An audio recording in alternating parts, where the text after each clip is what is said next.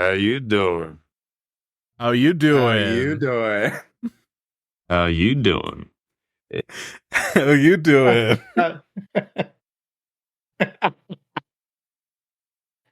How you doing? How you doing? How you How doing? you doing? How you doing? How you doing? How you doing? How you doing? This is all the power you ever had. Now it is mine. Pity, there's not more time for us.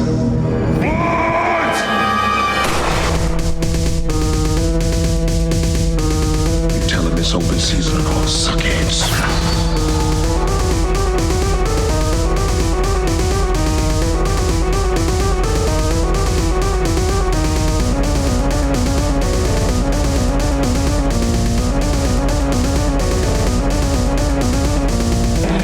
I'm just gonna have to teach you a lesson. No more clowning around. Fire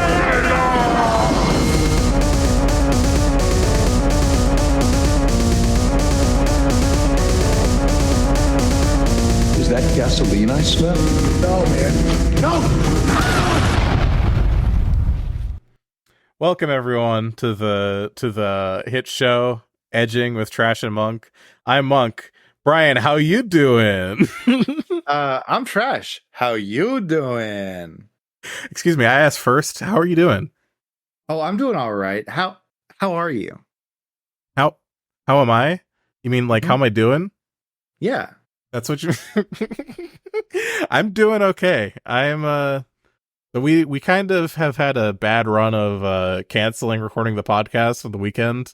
So we're doing two back to back here. We're doing the 1-2 punch of Thursday and Sunday recording back to back. So we just put out the early Starship Troopers episode, and I'm very happy we were able to record that literally mid discourse. Literally as we hit record, the discourse started to brew like in a witch's cauldron. Yeah. It was amazing. None of us had any idea that was going to be happening, right? And by none of us, I mean Monk and I. Neither of us. I don't know why numbers are hard for me, but Yeah. and so we got so lucky. Potentially you're one of the people who heard about us because you were looking through the timeline of dumb Starship Troopers takes. And hello. I hope you like our podcast. And if you don't like Starship Troopers, you're dead to me. Yeah. If you don't like Starship Troopers, I think you're probably dead to me as well. If you don't like Friends, though, I think we'll get along. I think Friends. Yeah, we're gonna be just fine.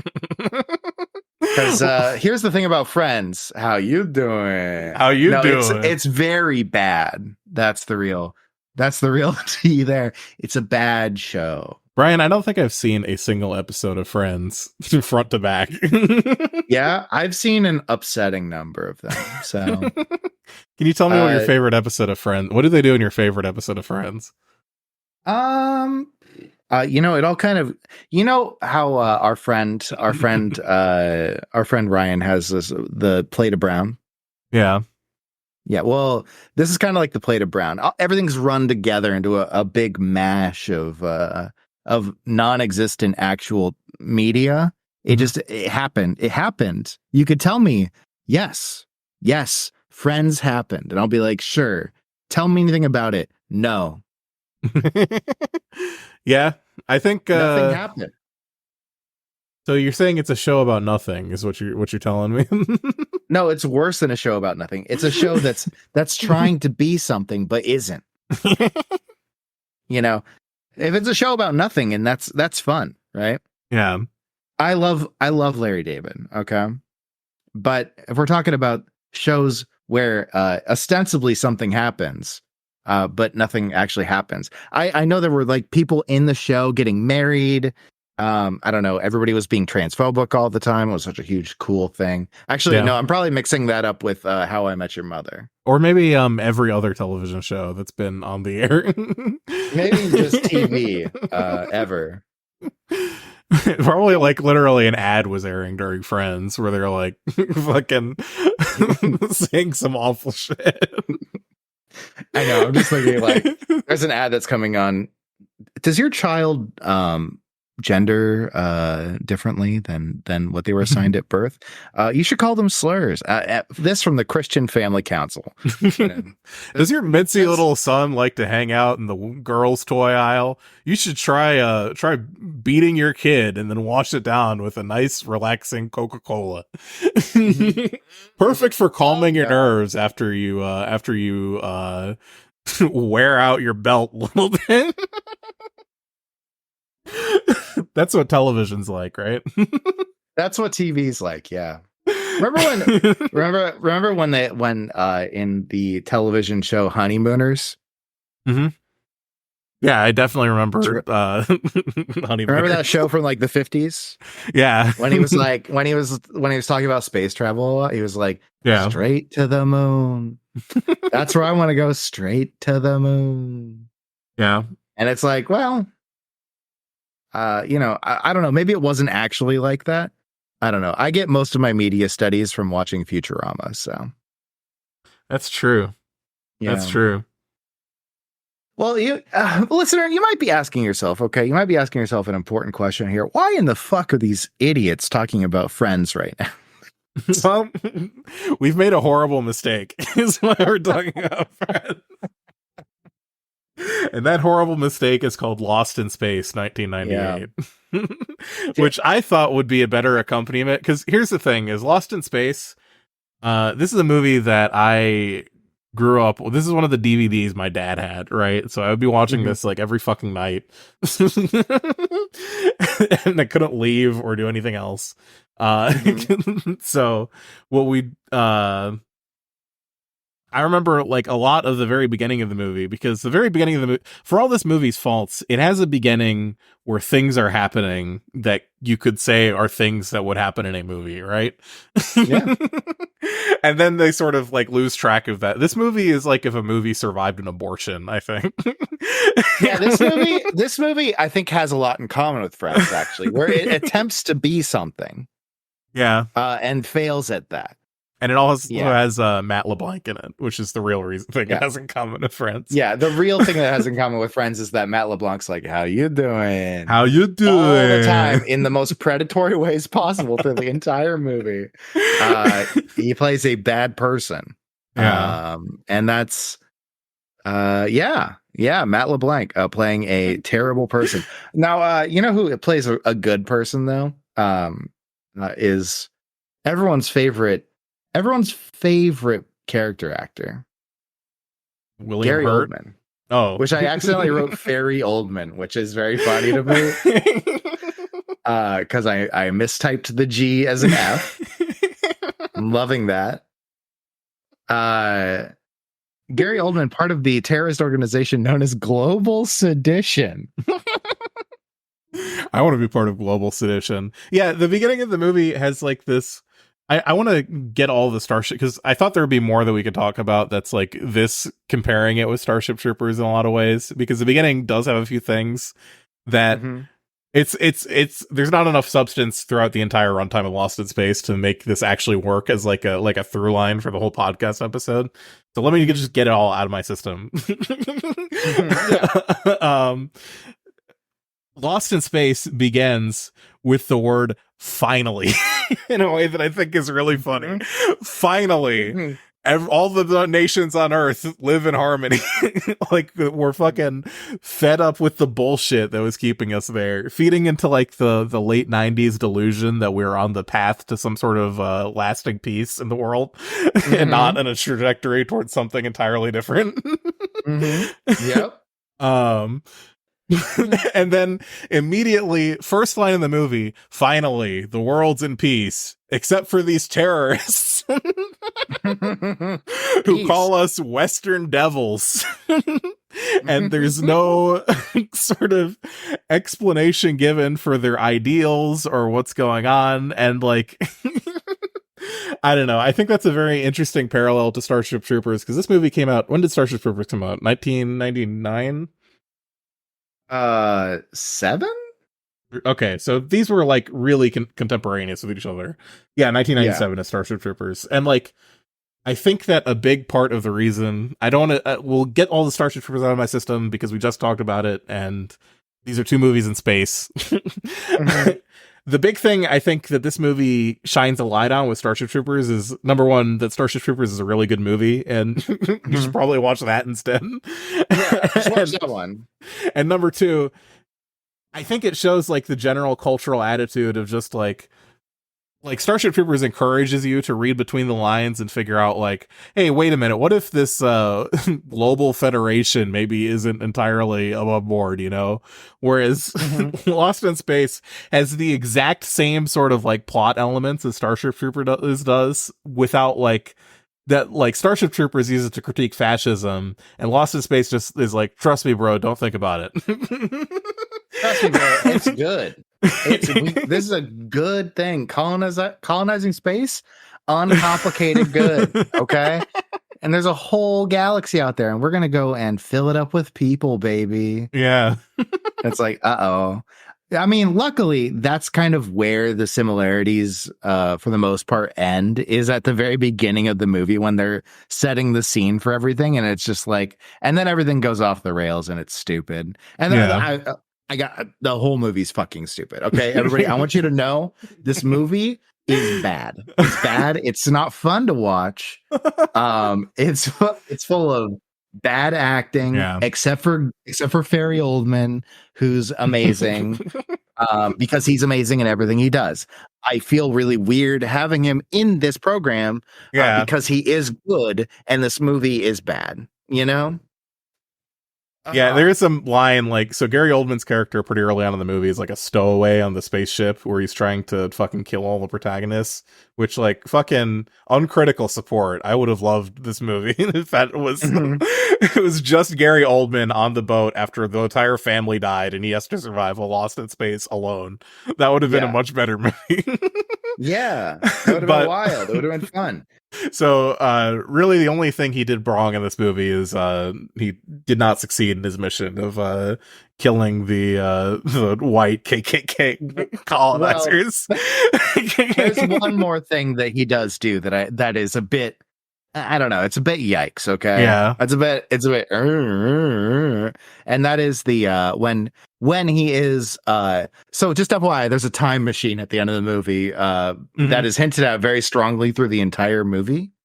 And it sucks. It's bad. It's another dumb shit. I called it about halfway through the movie, right, Monk? I was like, yeah, there's gonna be a time machine because this kid keeps talking about a fucking time machine, and there's like time dilations. It's like, oh, it's obvious. Oh, what a good script. Oh, what a fantastic script. You broadcasted everything that's going to happen in this movie within the first like 30 seconds. I'm just fucking over it. Anyways. But yeah, so there's a moment where he's fucking stowed away in the ship very early on, where one of the other cast members looks at him and goes, "What are you doing here?" And I had the same question that I wanted to ask Gary Oldman himself, out of character. What are you doing here? What happened that led to this? Was it like a slow year? Like what else? You couldn't get in? What else came out in 1998 that Gary Oldman could have been in instead of this? Anything? Yeah. I would have loved to see him do a one-man show instead, you know, and just he'll just like do a monologue for an hour. That's what I would have liked. Can I have that? Yeah. Can I have that? Yeah. Instead, he ends up getting hurt by a weird alien spider that turns him into a big alien spider. And it looks so bad. It looks horrible. Big alien spider you'll ever see. It's got bad lip sync for some reason. It looks like the Lawnmower Man. That's what he looks like. And is fucking defeated by a small cut because the spiders eat their he's boy preggers. he's boy preggers. He's got a bunch of little spiders in him. But I don't know. It's not even. We're making it sound cool is the thing, and it's not. It's really just not. It's not. like I don't like that he turns into the spider. That's kind of sick. That's fun. The spider looks bad, but whatever, it's fun. But he goes and talks about how he's going to go back to Earth and create a spider ethno state by fucking turning everyone into fucking spiders. And I gotta tell you, I fucking hate it. I fucking hate that. I'm just like, oh, you mean the guy who was like anti-colonial? You're just gonna go ahead and be like, okay, this is the guy. But he's not really anti-colonial. He's more of a mercenary. Like, he has all these bullshit spiels about like fucking about how evil for its own sake is he's like an egoist, you know? It's like Ayn Rand is who he is in the movie.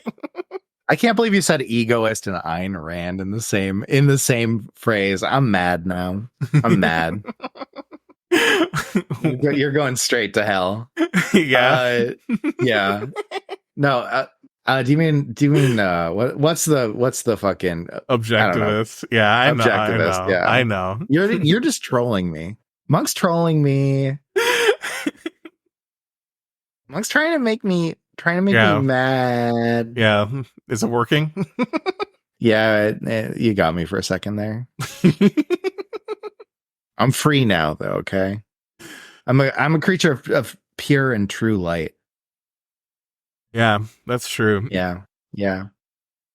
Speaking of this movie. Movie. What the fuck happened during the rest of the movie? There's a really great scene in the movie, I think, where all the characters were staring directly into the sun. That was really fun. That kind of made me think about how much I would rather be doing that than watching this movie. Yeah, that's true. I don't know what did happen in this movie. There was like they got their shit blown up by Gary Oldman's robot they reprogrammed to fucking kill everyone. I think it's so funny that the terrorists are like, and now that you're on that ship and all that, now we're gonna kill you with a remote device. And then he just wakes up later, he's like, fuck. Yeah. And yeah, and then he's like, I have to like sabotage my sabotage now. Fuck. And it's just like, I don't know. It all fucking he's like comedy relief almost, even though he's the fucking the antagonist. Who else is in this movie aside from Gary Oldman?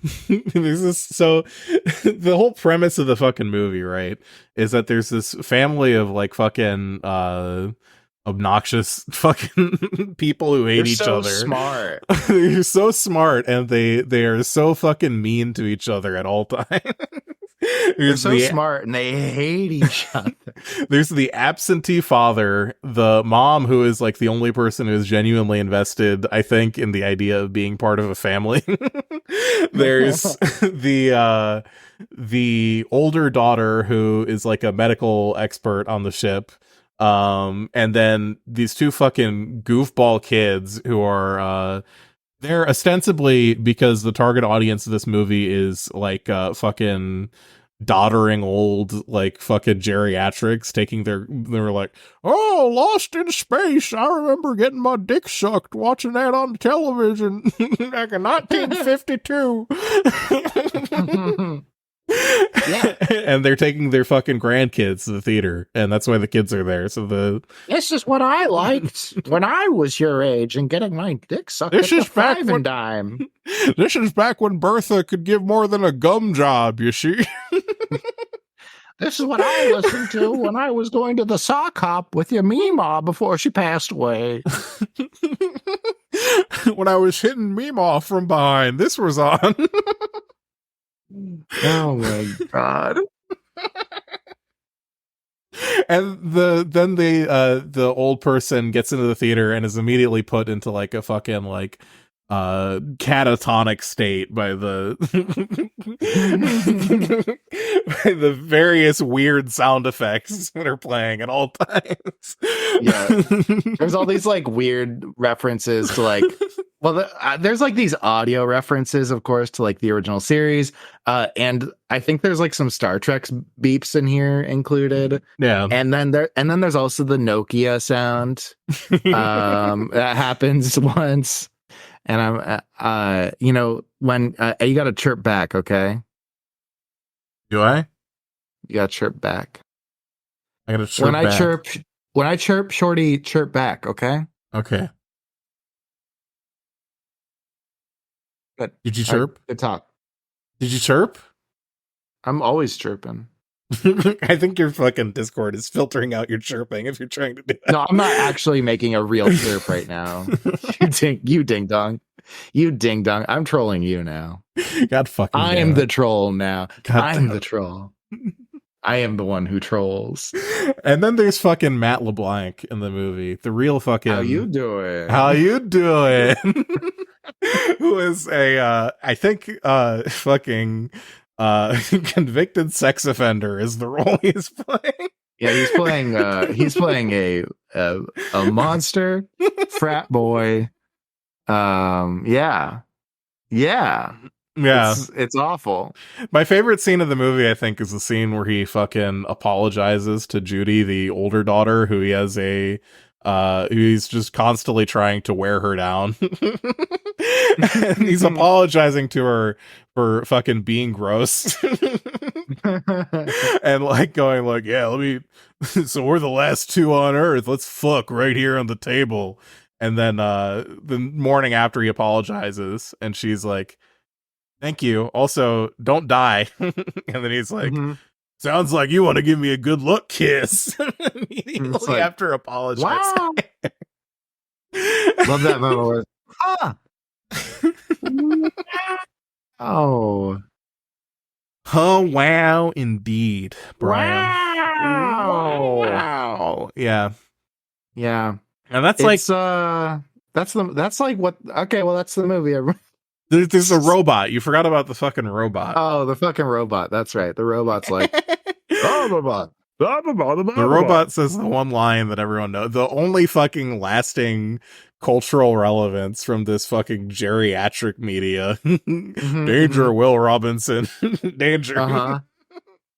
Yeah, there's a lot of they said the name or they said the line throughout the movie. It's very fan servicey. Yeah. Luckily, this is before the era of that happened. I think I think there could have very easily been that happened in this movie. it would have fit perfectly. Yeah. Yeah. But we're lucky they didn't do that. Brian, tell him about the freaky ape monster.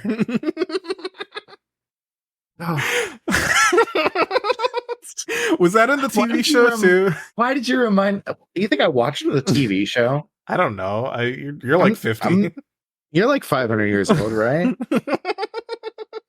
Y'all, I am in my 30s. This is a hate crime. Anyways, so they find this when they go over to this like derelict ship. Oh yeah, there's a derelict ship that they're like they go on board of, and it's covered in spiders. It looks like space barnacles from space are flying by, and I'm like, that doesn't look right. There's something weird. This is foreshadowing, right? And it's like, well, duh, of course it's foreshadowing. Barely. It's basically like, yeah, there's something on the outside of the ship.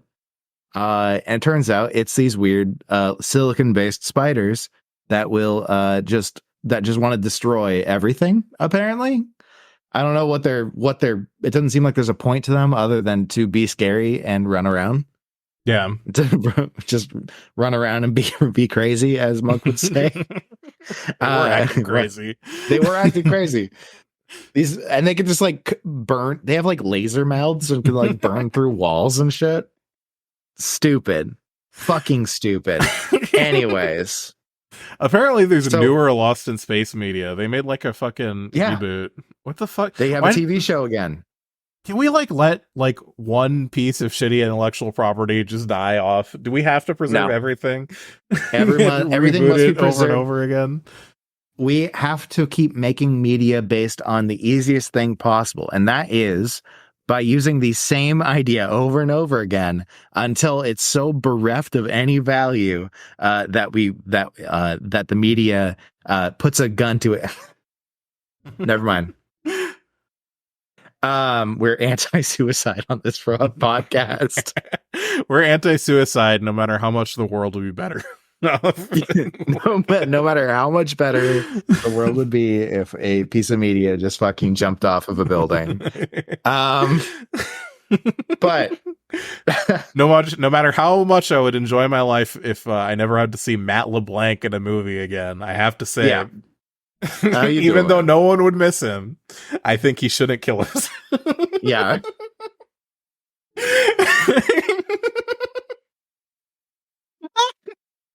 Gary Oldman, please keep hanging on, you beautiful bitch. I love you. Gary Oldman actually should not kill himself. Yeah, actually should definitely not. Gary Oldman, if anything we can do to prolong your life, Gary please. Oldman, would you like to come on the show? Gary Oldman, we love you. Gary Oldman, I will kiss you. Anyways. So the monkey thing. Yeah. So they go on this derelict ship. Oh, I'm looking at like the gallery for the old TV show. I have this picture of some guy and he's like painted gold and wearing a gold bald cap. This looks like every bad episode of the original series wrapped up into one television show. Yeah. Yes. It was. I don't think anyone ever thought Lost in Space was good. I think that's an important thing to remember, is that even if you talk to somebody from a time when that television show was on, nobody's like, yeah, it was a good show. No. People will be like, oh, that was some fun, dumb shit, right? It's like, okay, yeah. Okay. Yeah, but then they try and make a movie and they're all serious about it. And it's like, fuck you. Fuck you. Why would you do that? Anyways, the fucking monkey. So they go onto this derelict ship, right? And they're like, oh, it's human. We can get in there. How did this get out here? Wow. And they go walk around in this. They find this room full of shrubberies. Yeah. And they just walk in there, and you think that somebody's about to shoot someone else. I don't remember who. It doesn't fucking matter. And it's like, no, there's a fucking weird space monkey on the wall, and everybody's like, whoa, that's cool. And for some reason, it just becomes someone's pet for no reason. This animal serves no purpose other than to be like a fucking Jar Jar Binks character. And it looks fucking gross. It looks like it carries a disease. It's like all yellow and jaundiced. It's like slick because the 3D animation of the time just looked fucking awful. Like, it's not good. And it's there are all these scenes where it's like just screaming all the time. I'm just like, stop. There are all these scenes where it's like just like a really super like claustrophobically tight close shot of like some of the main characters and like the fucking monkey thing, and they're like petting the monkey and like stroking its hair, and it is like the fakest looking shit on the planet, and then the monkey looks directly at the camera and gazes directly into your soul with its like beady sideways eyes and its like yellowed teeth, and goes like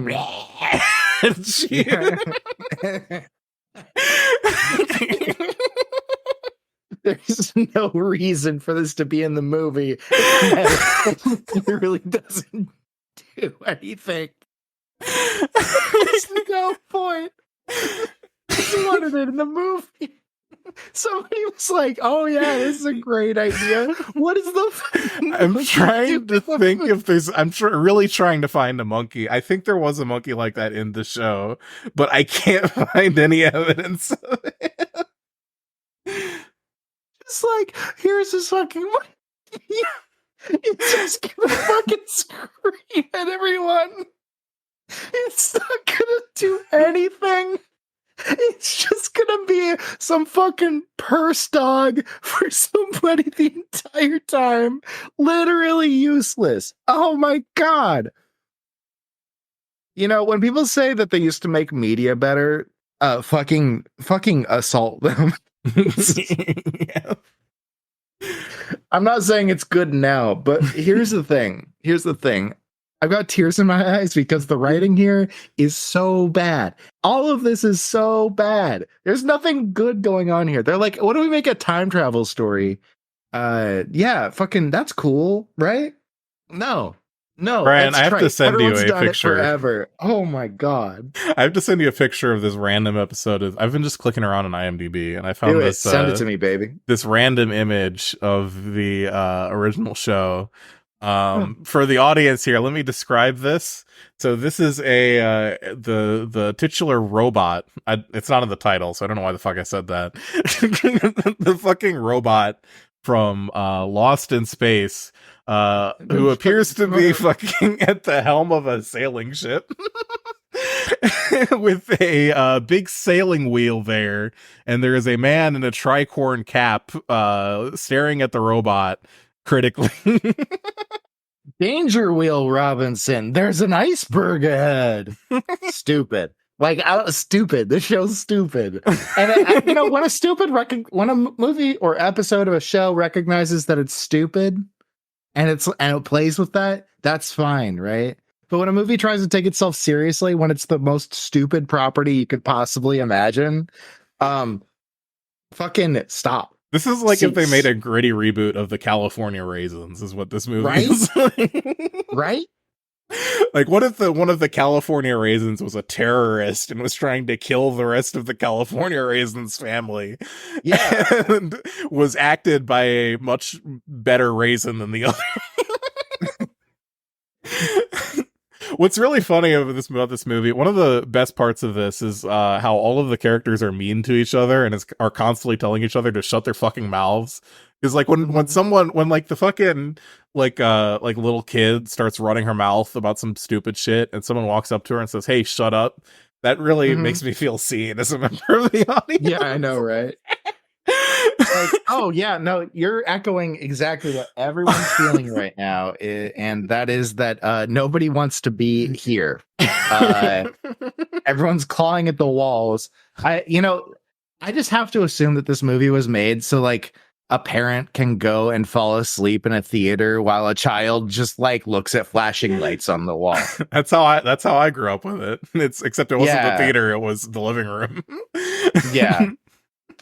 Fucking lowest common denominator, fucking bullshit. And they still got fucking, they got Ferry Oldman for it. You know? Ferry Oldman does actually like do a good job of like shooting the scenery and being like, I think this movie, seeing this at a young age really cemented my my appreciation for fake movies that somehow have one real person in them, and the real person is just having the fucking time of his life. Just going absolutely nuts with it, having a fantastic time while everyone else is struggling. It's so funny when like there's banter between Gary Oldman and fucking, "Hey, how you doing?" And like Gary Oldman will say some shit like, "Do you hear the drip drip drip of blood?" Like a line to like fucking rules. Yeah. And then Matt LeBlanc's like, my only character trait is that I want to kill you. And I'm horny. Matt LeBlanc will just say some shit like, "Yeah, you should shut up." Yeah. Which is cool when he's saying it to anyone other than Gary Oldman, because you're right, all of them should shut up. But then when he says it to Gary Oldman, sorry, you gotta match his game. Yeah. And you can't. Yeah. And you can't. Matt LeBlanc, you don't have the chops to match Gary fucking Oldman. Okay, Gary Oldman is a treasure. Not a lot of people do. That's like there's nothing to shake. Footnote.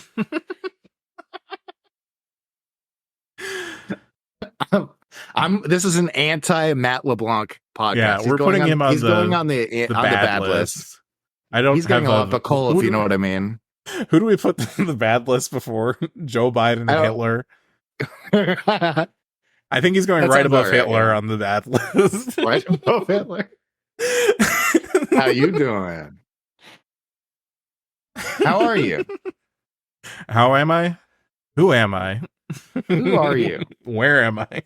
Why did we do this? I thought it would for you, listener. We did it for you, listener.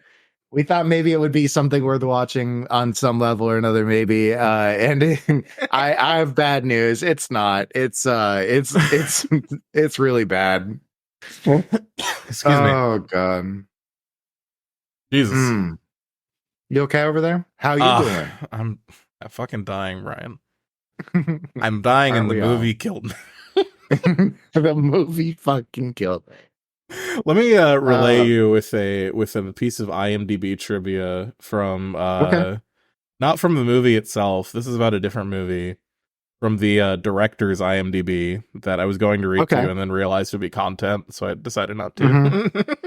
Yeah, I remember when that happened. Yeah. So Stephen Hopkins directed this movie. Definitely a real person known for A Nightmare on Elm Street, The Dream Child, and Predator 2. Two movies that people actually saw in theaters, I guess. Wait, The Dream Child? What number is that? I don't know. It's 1989. It's not numbered. Wow.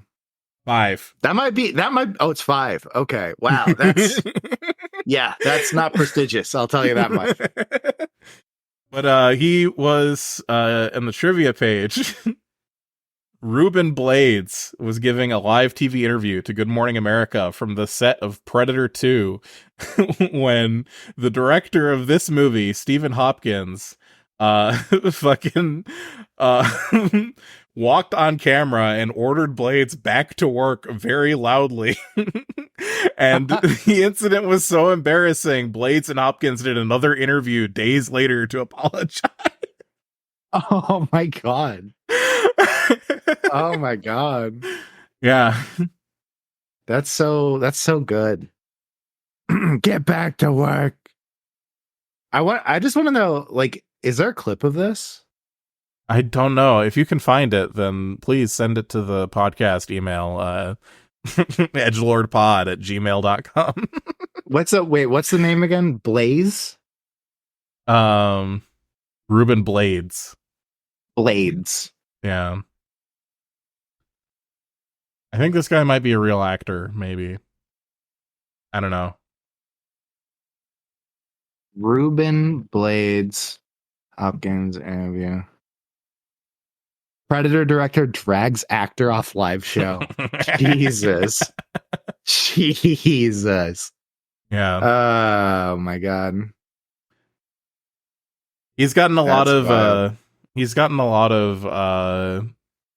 quotes on his IMDb trivia page where he's talking about movies he's made and thought, I made a lot of mistake. A real absolute bomb. It was a mess. I haven't been able to watch it. Those are all different movies that he's describing. So this guy is just fucking running around Hollywood unchecked, leaving like giant steaming turds in his wake. Someone needs to. I think someone did stop him eventually because he hasn't Hopkins? been. When's his last director credit? Let's see. Liaison TV. They demoted him to TV director, I think. He was doing that in and out the entire time. Yeah, fucking not good. Oh god, not good. Yep. 98. Wow. Let's see what else we got here. I'm doing it now too. I'm on IMDb. This is content. This is content, everybody, okay? I swear. Yeah, we don't. Here's the problem with recording 2 episodes back to back is neither of us do anything. So it takes like about a week for us to come up with one personal anecdote between us to talk about in the podcast. I go to work. I come home. Actually, you know, I did go somewhere other than work and home Wow. a couple days ago. You want to hear about? Should I talk about that? Sure. Should I talk about Okay. my trip to the so-called Dollar Tree? Yeah. How many dollars? Everything's $1.25. It's fucking Brandon. I'm telling you. Yeah, my God. It might as well fucking change the sign out front. $1.25 tree. And the Dollar Tree is funny. I spent a lot of time growing up in places like the Dollar Tree or Big Lots or places like this. Oh, same Just, yeah. just not even buying anything, just walking around while my dad pointed at things on the shelves. Fuck yeah. And like, I love shopping. it's so funny. Like the sort of detritus that of like the stuff that they sell at the Dollar Tree or at Big Lots or any of these like discount stores, because like a lot of this shit, like, well, I took a picture of one thing. It's Oh, God, I'm trying to vamp for a little bit while I find this picture. Hold on. Sorry to completely derail. Did you know that Stephen Hopkins directed a Jack Johnson music? Who's Jack Johnson? Jack Johnson was a darling of the popular indie singer-songwriter genre. The music was just like, I don't want to be too snooty about this, but was like the most boring music ever, right? Like no fun could be had. Is this like some train shit? Is that what this guy's like? Not even. It's like it's like beach guy music. Like, ooh, yeah, it's beachy vibes. Oh, what a fucking hack. Yeah, let me send you this picture that I just found. This is some of the fakest looking shit I've ever seen. This is like a brand of like Disney fruit drinks. And like this type of shit, I don't think Dollar Tree is low profile enough for them to be selling like bootleg Disney products. So what they sell instead is they sell like the reject Disney products that like they were selling in a test market or some shit, and they have like old stock they need to get rid of. Hold on. This is like fucking Donald Duck flavored fruit punch, and it looks fake. It looks like floor cleaner. By the way, I didn't realize that looks fucking awful. I just don't like the idea of getting a thing that just says in small text what it is. It just says at the top, "You're drinking Donald Duck." Hey kid, duck water. Yeah, Donald Duck fruit punch from concentrate, flavored 4-juice cocktail. You know that this is the biggest scam in the world, by the way, when they say that it's like a 4-juice cocktail, and what it is it's like fucking like 90% apple or grape juice, and then like a hint of whatever the actual fucking juice you want is in there. Yeah, it's grape first, apple second, and then whatever the fuck else. Yeah, it's Garbo. It tastes just like sugar. It's not good. Yeah, But yeah, it's Donald Duck water. Do you think it walks? Do you think that the water walks around with no pants on? I think so. I think this is. Yeah. I think you could also sip one of these with no pants on too. And you know what? The best part about this is you could get I think you could still get a real drink of an equivalent size at like the gas station for like $1, and this is $1.25. Yeah, they recently raised the price of Arizona iced teas, but it's still lower than that. So, how much are the Arizona iced teas now? I think they're like a $1.09 or something like that. Fucking, because they were really excited about. I know, fucking stagflation is killing our ability to drink Arizona iced tea for $1. It's probably higher than that now, actually. Maybe. Who knows? Fucking Hopkins started by directing music videos, by the way. Yeah. I don't know who the fuck Peter Godwin is, but the first music video he's credited on is Babies in the Mountains. And I think that sounds stupid. And I kind of want to watch it right now, but I can't do it on the podcast, so I'm not going to do it right now. Oh. Yes. My directorial debut was for Peter Godwin's song Babies in the Mountains, in which we got Gerber babies and went and threw them up into the mountains with a catapult. And Peter Godwin is an English new wave musician. He's a member of the band Metro, as well as a solo artist and songwriter. I've never heard of Metro. His song Criminal World was banned by the BBC on its initial release in 1977 due to bisexual overtones. 6 years later, David Bowie covered Criminal World on his best-selling album, Let's Dance. You know, here's the best part, is that Bowie's version was probably better. Probably. You know? And you know what? His Wikipedia, Peter Godwin's Wikipedia, makes absolutely no mention of working with Stephen Hopkins. So how's that for justice in the world, huh? Getting fucking snubbed. I think people like Hopkins should be snubbed more often. That's the thing.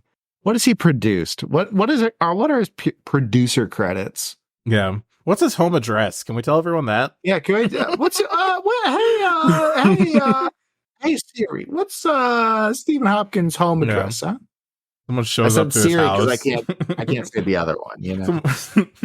Someone shows up to his house and they're like, "This is for what you did in 1998," and they do the most evil thing you can do to someone and deliver a pot of homemade chili without asking first. Damn, shots fucking. Oof. Oof, that is so evil. I can't believe that. I just like that there's about 4 people who are going to get that. And all of them are probably watching the show. You're right. Yeah. Yeah. I can't explain it. That would take like the entire episode to explain. And I'm not going to do that. I don't know. Google chili. What is it? You don't have to do that. You don't have to do that. Maybe you'll figure it out. Yeah, probably don't do it. You're better off not knowing. You probably know, honestly. If you don't, you don't. Whatever. You don't. That's good. Is there anything else that happened in this fucking movie? They have the time bubble. You were mad at the time bubble for a little bit. I was. Yeah, I was mad at the time bubble for a little bit. Yeah. Yeah, I don't know why. Apparently, creating a wormhole creates a time bubble in this universe for some reason. Yeah. That is never explained. Doesn't really make any sense. And that ends up tearing the world apart. But here's the thing. Okay, here's the thing about the time bubble. Okay. In the time bubble, you can just enter next to the time bubble. There's no problem. There's actually no difference between inside and outside of the time bubble, other than there being people from the future in the time bubble. My favorite thing about they go through one time bubble at the beginning, right? And then nothing happens. Well, no, then they time travel in the first one. They get a message from the future, and they find like an old ship, right? And they're like, "Oh, but the old ship is from the future, and it's in the bubble, and we're in the time." Okay, and it's like, well, this is weird, but they don't have any time to like check computers and see if it's actually an old ship. You just have to kind of assume that that it came from before, and then they go down to the planet and they land next to another time bubble and they're like, "Hey, look, it's a time bubble, kind of like the one in space. I wonder what's up with that." And it's just like, oh, well, we got future child and future fairy Oldman in there. And they're just going ham. They're going ham on creating a time machine. And that's what's causing the whole thing, right? But it doesn't make any sense. It just doesn't make any fucking sense at all. Any of it. Ever. And it's just like, okay, well, they create a wormhole that can send somebody back to they're trying to send somebody back to Earth in time. But instead it ends up they just like, I don't know, they send the main character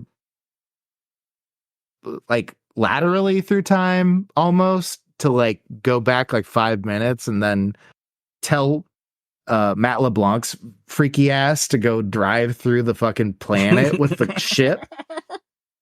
It's just dumb and baffling the entire time.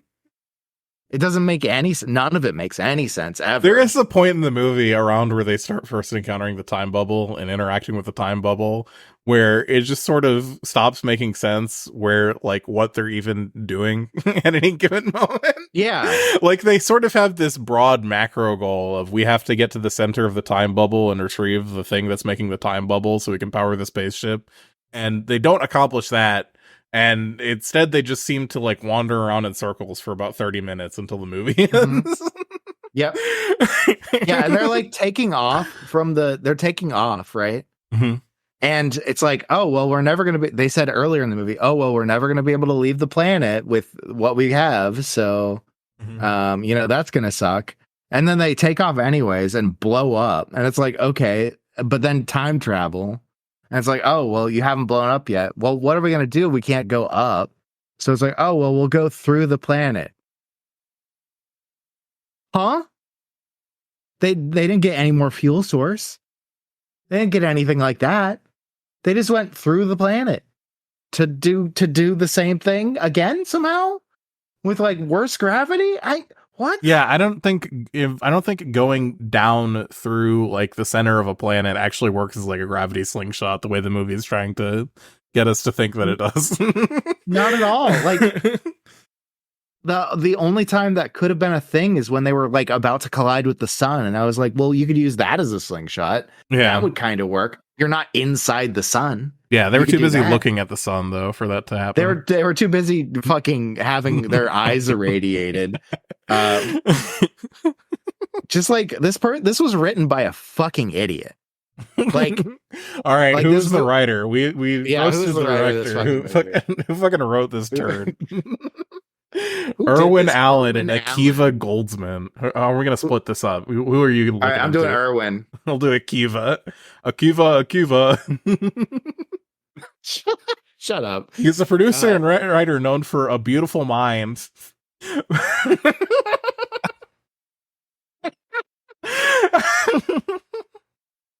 Batman and Robin. Okay. And Star Trek Strange New Worlds. Oh no. He's an EP on that. I don't know if he's a writer. He's the showrunner. He's the showrunner. He's the executive producer for Star Trek Picard too. Now that makes sense. And Star Trek Discovery. Yep. Fringe. What else? He was a producer on all the Paranormal Activity movies. That tracks. Those movies were fucking dog shit. So Irwin Allen, I believe, was the writer of the original fucking show, right? The original TV series. Damn, so this guy, because of that. So this guy conned his way into fucking, much like using the gravitational forces of the sun, he used the imploding mass of the 1998 Lost in Space reboot to become the fucking he's credited as like the fucking creator of Star Trek Picard. He's like the head writer on that. And Strange New Worlds. If there was any show to have your name taken off of, it would be Star Trek Picard. Do we have to talk about your bona fides for Star Trek criticism? No. We don't gotta talk about why. We don't gotta talk about why I'm a Star Trek head. So let's leave all that in the. He also wrote the screenplay for iRobot. That's, of course, he did. I think we found the real culprit here, the real turd layer. Yeah, this is bad. I mean, Batman and Robin was fine. I'm gonna say Batman and Robin was fine. I just assumed that he had like a lesser role in writing it. Okay, but because Jesus Christ, but fucking yeah. Oh, the creator of Star Trek Picard. This is my enemy.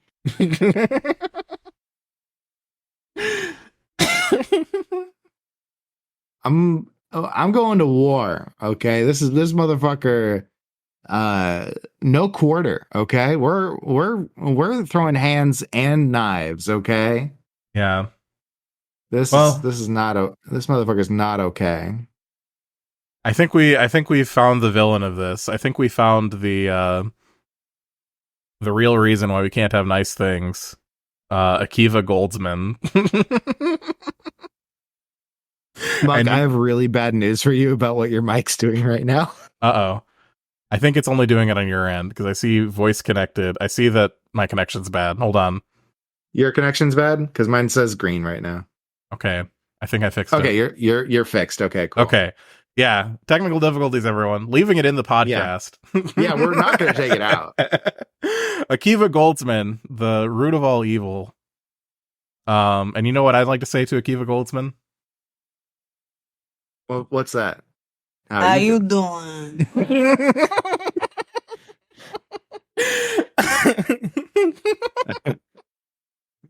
Going to Akiva Goldsman's house and just just doing like the say anything with the boombox and just how you doing, and then just exploding. He doesn't fucking know. He's like, what the fuck are you? What the fuck is this about? 1998? Is this about that fucking movie? Yes. How you doing? How you doing? Yeah, that's awful. All right, what else we got here? Oh my god, was a producer on Constantine? Damn. I'm ignoring the producer credits because I'm not involved in the industry and I don't know who is a producer because they did some meaningful amount in a movie and who is a producer because they were related to somebody who brought coffee to the director one time.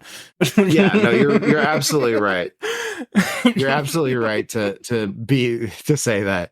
What about director credits here? What do we got for? Okay, so directed Star Trek stuff mostly. Titans, is that the Teen Titans show? I think so. And it's just their adult Titans now. Yeah. I heard that was really bad. Yeah. Yeah, that's definitely what it is. Yeah. I've never heard anyone talk about it. I'm looking at a That's a good post sign. on America's leading neo-Nazi website, x.com. X.com. Carmen or Dizzy, right answers only.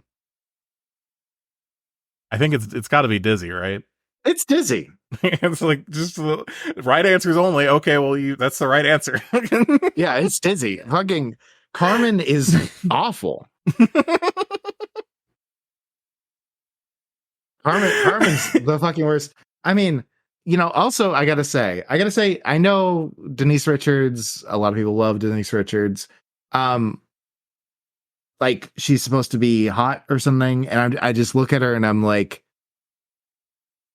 why? I don't get it. Yeah, I don't understand. She looks like she's made out of like a plastic bag. Yeah. And you wouldn't let her do ASMR and touch your hair a bunch. You would say no, absolutely not.